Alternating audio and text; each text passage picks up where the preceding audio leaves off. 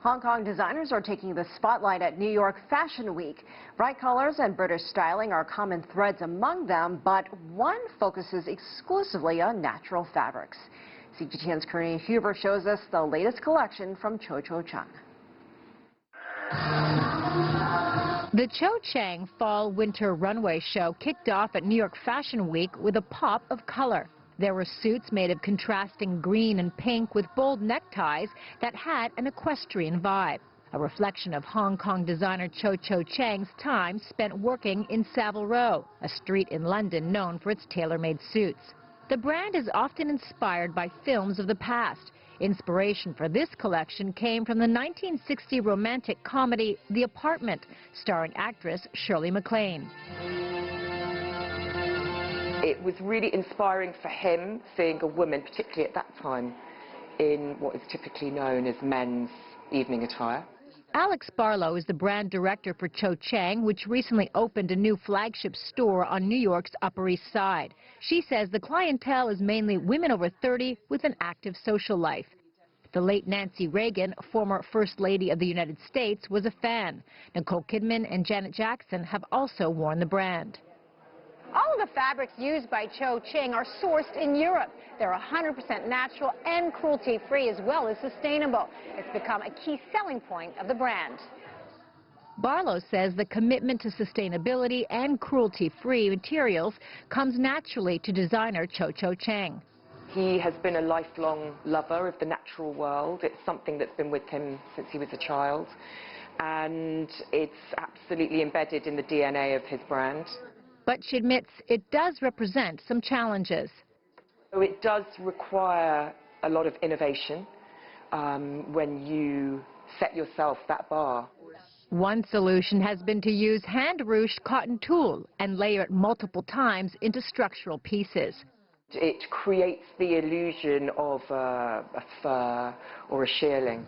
It also creates a dramatic look on the runway, proving that designing sustainable and cruelty-free clothing doesn't have to come at the expense of style and beauty. Karina Huber, CGTN, New York.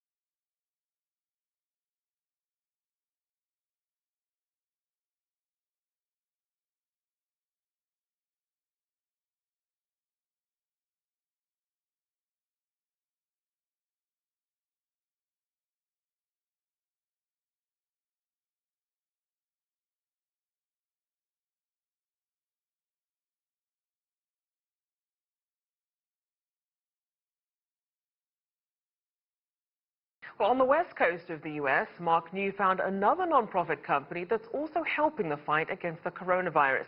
It's joining forces with some of America's largest companies to get it done. Mark New has those details.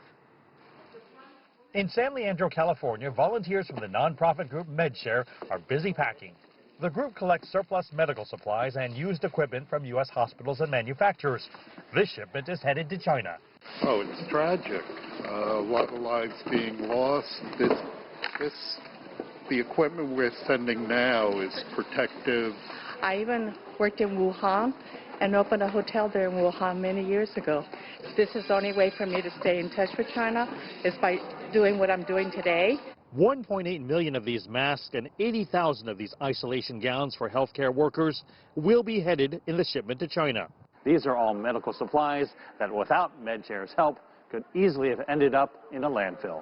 I actually lived 4 years in China, and so this is very personal for me. I still have a number of friends, a number of colleagues that are in Shanghai.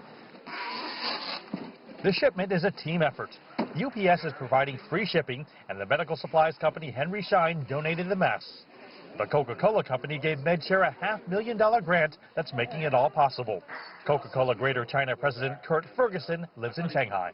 So imagine if this crisis would occur in the U.S. When you had Thanksgiving and Christmas combined, and that's how it really tugs at your heartstrings. That, wow, people that want to be celebrating, they're so excited to get home, and to have this happen in the middle of it is just so devastating. What I feel at the moment can only be characterized by one word. It's gratefulness. While praising the efforts of the companies involved in the donation, Consul General Wong also criticized the U.S. government's decision to restrict foreign nationals from entering the U.S. from China. I would say that the proclamation of the suspension on entry into the United States is kind of an overreaction, which is not helpful to the efforts on the ground to fight against the outbreak. And, well, it's not in conformity with the recommendations and advices of the WHO. Company representatives from today's event emphasized that the fight against the new coronavirus is a global problem that requires a global effort to contain and defeat the outbreak. Mark New, CGTN, San Leandro, California.